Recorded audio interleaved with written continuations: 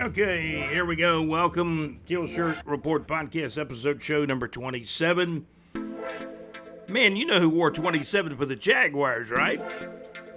Big Daddy Fournette, back in the day, right? So, hey, thank you for tuning in. There's some other number 27s too that have wore the black and teal and gold. And we are in episode show number 27. Hope you guys are enjoying it. Comment, subscribe to the channel, and give us a thumbs up. Either thumb, right? Okay, you guys, good to have you here. Got one of my favorite t-shirts on. You guys are with us today. Man, thank you. Mini camp underway. I believe it's day 2 on Sunday, May the 11th. Already Travis Hunter showing out in training camp. And JC, I did see some of the SI video. The guy, Travis Hunter's quoted as saying, man, all he wants to do is play football and fish all day. Play football all day and fish all day. So he loves it. Fishing. Of course, our executive producer, JC's an avid fisherman, too. So I did take a look at some of the video of rookie mini camp 2025 here in May. They've only had like 2 days of mini camp. Travis Hunter looks good from what I can tell. I don't know if you can tell. You can't tell the whole story of a mini camp practice or two. I tell you what, the running back Tootin, what's his name, Bashel Tootin, probably not saying it right, but Tootin, people have been raving about him, saying he looks really, really good. He's kind of a low to the ground, kind of stocky back. I saw a quote that he reminds some people of Maurice Jones-Drew. But time will tell, right? If he's anything close to Maurice Jones-Drew, you got something in the draft there, General Manager James Gladstone. I did see Milam. Man, he's a big old country boy, man. Going to play guard. He may not start. On the right side, you might have Patrick McCary, the veteran, going. Left side, Ezra at left guard. But then you got Milam coming in pretty quick. And maybe he earns a job in the regular NFL training camp. By the way, JC, I did some research. You are exactly right. Pat Benatar did enter the Rock and Roll Hall of Fame in 2022. Way back Hart in 2013. Devo has not made the Rock and Roll Hall of Fame, but I believe they've been nominated, in 2 or 3 years of voting, so they may eventually get in as well. We talk about music. The group's coming, to North Florida. Rick Springfield, Hart, the group Hart is coming, and they're members of the Rock and Roll Hall of Fame, so you got some good shows coming. Check out BigJReport.com. and there's Neighbors 2 section. Also want to thank our sponsor, Saucer Realty and Capital, for your real estate needs in North Florida, whether it's home, residential, business, or commercial real estate. Saucer Realty and Capital. Links to Saucer Realty and Capital on our website, on our homepage at BigJReport.com. We're also brought to you by Mad Max Mix.Weebly.com. Max is a great Wednesday night show, and will probably be one of Max's guests on his next show. He interviews, a handful of people off and on his show. Plays great music, too. The Mad Max Mix.Weebly.com. On Wednesday night, 6 till 8 Central Time, 7 o'clock till 9 o'clock Eastern Time. And JC does his show the very next night on Thursday night. And that's live from the pub with JC on LakeUfallHits.com on Thursday night, starting at 6 o'clock Central, 7 o'clock Eastern Time. For about 4 minutes then, JC, again, mini camp. There's been a couple of days of mini camp, rookie mini camp already. In May of 2025, Bashel Tootin, the running back the Jags drafted in the middle rounds. They say he looks pretty good. Tootin's his last name, T-U-T-E-N. Travis Hunter showing out, running some routes, making some moves, showing some power. And then you got Wyatt Milam. I'll try to pronounce his name right, but he's a third-round selection. Looks like a big old country boy. playing guard. He was he's just not a big country boy playing guard. He was a Big 12 offensive lineman of the year. Semi-pro football, the Duval Raiders were mixing it up with the Georgia Cobras here in Jacksonville until the rains and the thunder came. First half action, I think somewhere in the second quarter, I believe the Georgia Cobras held the lead like 12-6, but the game not completed, so I don't even think it's an official game. Got that info from Champ Samuels, one of our semi-pro football insiders, I should say.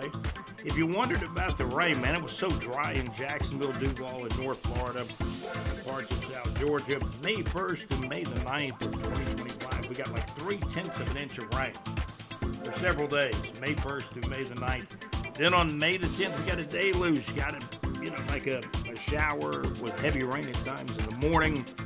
Got more rain late in the afternoon, early in the evening, and we ended up with about 1 9/10 inches of rain, almost 2 inches of rain on Saturday, May the 10th. The Jumbo Shrimp got their game in, but they got beat. Jumbo Shrimp got beat. I had a score on the Jumbo Shrimp. Let me see. They got beat by Syracuse pretty good. They've gotten beat. And after having a great April, the Jumbo Shrimp have kind of fallen off the mark. They ran into Durham, and now they've run into kind of a tough Syracuse team. Syracuse still under 500, though, at 18-20. And the game did not get rained out. They got it in on Saturday, May the 10th. Syracuse 9, Jacksonville Jumbo Shrimp 2. The Jacksonville Jumbo Shrimp still having a good year. They fall to 23-15. We talked about the timetable of the new stadium. Looks like the Stadium of the Future, Everbank Stadium, the new one, will be completed in the early part of 2028. And that's going to be great. It looks like the Jaguars will probably play the 2027 season in Orlando. They're upgrading the Orlando Stadium to play a season of Jaguars football in 2027 in Orlando. Everything pretty much is status quo in 2025. Well over 60,000 fans can go. However, in 2026, when there's some work to the upper part of the stadium, you're only going to be able to get a little over 40,000 people into the stadium in 2026. Then, most likely, the Jaguars play a full season in Orlando just for 1 year in 2027. I think it's 80% Orlando, 20% Gainesville at this point. And in 2028, the new Stadium of the Future should be completed here in Jacksonville. When it gets completed, the hope is it's one of the top 3 to 5 stadiums in the world until somebody builds a newer one, right? But the training camp is underway. Rookie mini camp. And we've heard good reports on Travis Hunter really showing out on pass patterns and catching the ball, moving, running after he catches it, running through the drills. Milam looks pretty good. Looks like an old country boy playing offensive line for the Jaguars. And again, there has been some love for a guy wearing number 33. That is rookie running back. He was a mid-round pick. I don't have the draft or round selections in front of me, but he was a later pick than, Milam. I'll have to pull those up again. But Blashell Tootin is actually, let me see here. He's wearing, as I saw in the minicamp video, looks like he's wearing number 33. Blashell Tootin looks pretty good. Good enough to the point where some fans on social media are saying, man, they might trade ETN. But ETN's on the roster. Of course, he's not a rookie. The rookies are in there, though. The rookies are absolutely in there. And we appreciate you tuning in, obviously, to the Teal Shirt Report podcast, episode show number 27. Who wore 27? Well, Big Daddy Fournette. A lot of people still probably have the Fournette number 27 jersey. I think he's completely out of the league now, right? Last time he played in the league, wasn't he playing for Buffalo, our executive producers, Buffalo Bills, for a brief time? So, the Jumbo Shrimp lost to Syracuse. They still have a winning record. Semi-pro football, Duval Raiders were playing the Georgia Cobras. Georgia Cobras from kind of the Thomasville, Georgia area. The game was played in Jacksonville, I believe, at the Normandy Sports Complex, but they didn't get the entire game in. They got washed out. Lightning was the main issue, and heavy rains by about the second quarter of that semi-pro football game in the EAFL, in which the Cobras, according to Champ Samuels, our semi-pro football, one of our semi-pro football insiders, he said the Georgia Cobras, were leading 12-6 when that game was washed away. We're brought to you by Saucerality and Capital, the MadMaxMix.weebly.com, and LakeUvalleHits.com. Great internet radio where it's all good. JC does his show live from the pub on Thursday nights. Mad Max. Mad Max. Man, we're having fun. Mad Max has his show on Wednesday nights. And Max will interview me from time to time, maybe once or twice, usually about twice a month. And we're going to talk, the next time you interview me, Max, we're going to talk music. Be thinking about the group Heart. They're coming to our area. Rick Springfield. I may run down some of the concerts in the area. I've got a lot of windows open on the laptop, which is the usual thing. Let's take a look at concerts for North Florida. Some of the shows that, and we don't publicize all of them or list all of them in the concert area, but we do list shows that I'm interested in, shows I would recommend, and all of a sudden, sometimes we'll get info on, hey, there's a show coming day after tomorrow. Sometimes we get them up late, but sometimes we get them way in advance. Brad Paisley's coming. Rick Springfield. Let's take a look at some of the shows coming up. You can go to our Neighbors 2 section and see the same thing I'm looking at. BigJReport.com, Neighbors 2 section. As you know, sad news to report, Leonard Skinner's Gary Rossington, passed away a couple of years ago. It's been over 2 years since Gary Rossington passed away, sadly, over 2 years ago, back on March the 5th of 2023. Rossington will be missed by his family, friends, and his many fans. He lived longer than most of the Leonard Skinner band members did, obviously the original ones. Rest in peace, Gary Rossington. What a fantastic group, Leonard Skinner. And the catalog of Leonard Skinner and their music lives on the MadMaxMix.weebly.com. Check out Max's show, 6 to 8 o'clock Central Time at www.madmaxmix.weebly.com. We've got links in the Neighbors 2 section and also in the Outside the Box section at bigjreport.com. You can hear Skinner, many other classic rock groups, Steely Dan, Atlanta Rhythm section, and many music pop artists on the Mad Max Mix internet radio show, Wednesday night music request show with Mad Max from 7 o'clock till 9 o'clock p.m. Eastern Time. That's 6 o'clock until 8 o'clock p.m. Central Time and can be accessed at madmaxmix.weebly.com. Go to bigjreport.com. We got the links. Easy to click on links in the Neighbors 2 section. I'm on the Neighbors 2 section right now, checking out some of the concerts we've got listed.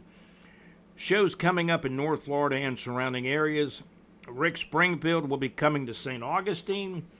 Great place to watch a show at the St. Augustine Amphitheater. Tickets for Rick Springfield, I Want My 80s Tour, featuring John Waite. Of course, Rick Springfield, John Waite, Wang Chung, and John Cafferty.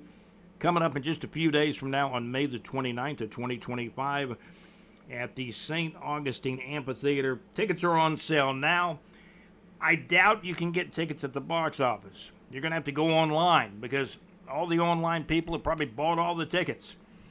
Also coming soon, Rock and Roll Hall of Fame group, rock band Heart. They are in the Rock and Roll Hall of Fame, as we've told you. The rock group Heart, famous for great songs like Magic Man, Crazy on You. I just remember that song, Crazy on You. Magic Man, Barracuda, probably one of their big rock anthems. Those ladies are still singing. The rock band Heart will be performing in St. Augustine, Florida on Tuesday evening, June the 24th of 2025 at 7 o'clock p.m. at the St. Augustine, Florida Amphitheater. Also, Brad Paisley will be in concert, also in St. Augustine, Florida, on Saturday, August the 2nd of 2025 at 7:30 p.m. at the St. Augustine Amphitheater.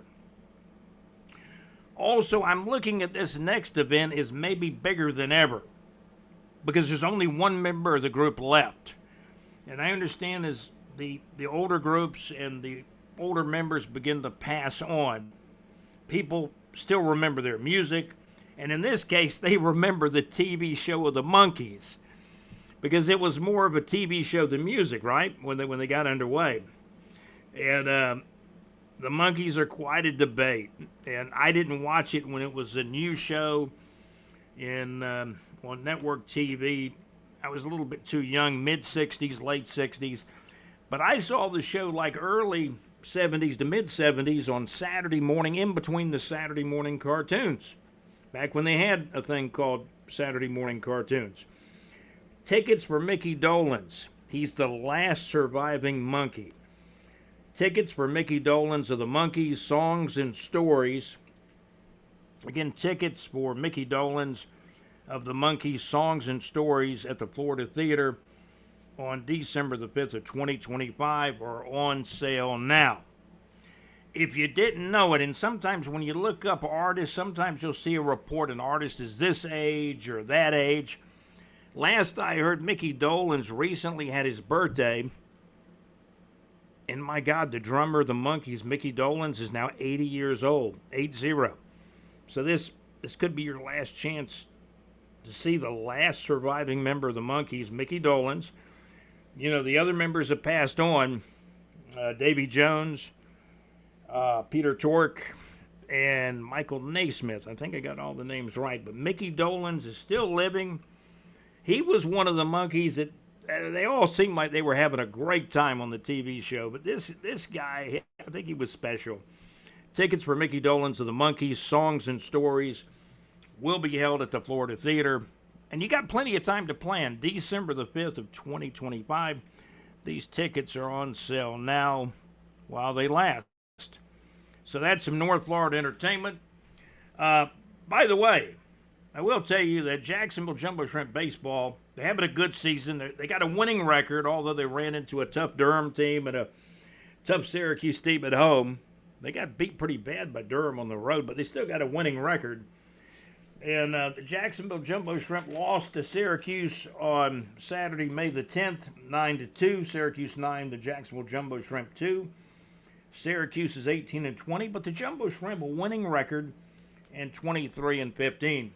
The Icemen have been eliminated from the East Coast Hockey League playoffs. They lost 4 straight games in a best-of-7 series.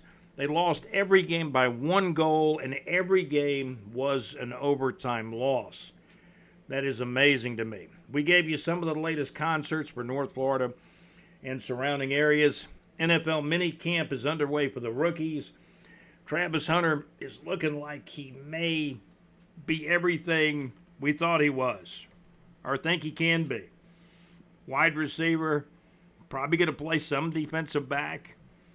When you trade up from 5 to 2, from number 5 overall to number 2 overall, and you trade next year's, the 2026 first-round pick, you trade the 2025 second-round pick back to Cleveland, and you move up. And then you trade some other picks, and, of course, the Jags were very active. I think if you look at their picks, almost none of the picks came from a regular selection. They were either trading back or trading back up. So they got some good players in the draft. We've discussed the draft on earlier episodes. As you know, they got a defensive back in the 3rd round, an offensive lineman in the 3rd round, and of course Wyatt Millam, who may push the guards for a starting position. You figure you pick an offensive lineman in round 3, he's probably going to have a good shot at being a starter. But maybe the Jags are deep on offense. You got to hope these free agent offensive linemen can fare better than some of the past Jaguars free agent linemen that have been signed in the past. And you know the ones I'm talking about. I'm not going to go through the list now. This has been episode show number 27, kind of saluting Big Daddy Fournette. Man, he was on He was actually on a couple of pretty good Jaguars teams.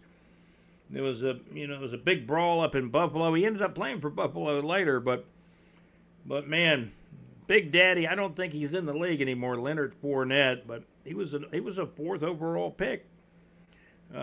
Keep in mind, Travis Hunter now is a number 2 overall pick. The Jaguars have a number 1 overall pick in quarterback Trevor Lawrence and a number 1 overall pick in Trayvon Walker, who I hope they push and play inside a little bit more in 2025. Time will tell. Anthony Campanelli, the defensive coordinator, is going to have to really get more out of this defense, I believe. On offense, it's about Liam Cohen getting a playbook and some really comfortability. Trevor Lawrence has got to be comfortable. And I think you find that he's comfortable. He gets a pretty good pocket to pass behind. Trevor's capable of making the throws. Most people know that. Not everybody admits to that. You get some protection. You get some, first-class speedy wide receivers. Brian Thomas Jr., believe me, is faster than anyone thought he was. He showed more quickness, more NFL quickness once he got to the show, the NFL. And then you got Parker Washington. You got the kid from the Commanders. It's be the number 3 wide receiver. So you got, I think, the makings of about 4 pretty good wide receivers. I always forget that kid's name, the Commander free agent, Diami Brown. And I mean, his team had a great rookie quarterback last year. They went on a playoff run, got knocked off in the playoffs, but now Diami Brown is going to be probably the number 3 wide receiver for the Jaguars. You got Brian Thomas Jr., the number 1 guy. The number 1A or 1B guy will be Travis Hunter. Officially, maybe you call him a 2. Diami Brown 3, and Parker Washington probably number 4. And perhaps the Jags, after parting ways with Gabe Davis, perhaps they, at a good price, they'll sign perhaps still another veteran wide receiver. Man, I'm going to tell you what, that's going to do it. That's going to do it for the Teal Shirt Report podcast episode. I'm going to tell you, episode show number 27. We are absolutely brought to you by Salsa Realty and Capital, the madmaxmix.weebly.com. Lakeview Ball hits and JC's live from the pub show on Thursday nights. Mad Max is on Wednesday nights at madmaxmix.weebly.com. For your real estate needs, Salsa Realty and Capital. Go to our website, our homepage, scroll the weather information. You'll find the link for Salsa Realty and Capital, and for the great internet radio shows, the madmaxmix.weebly.com and JC's Thursday night. Thursday, what is he? He's live from the pub on Thursday. That's what the show's called at LakevieWallahits.com.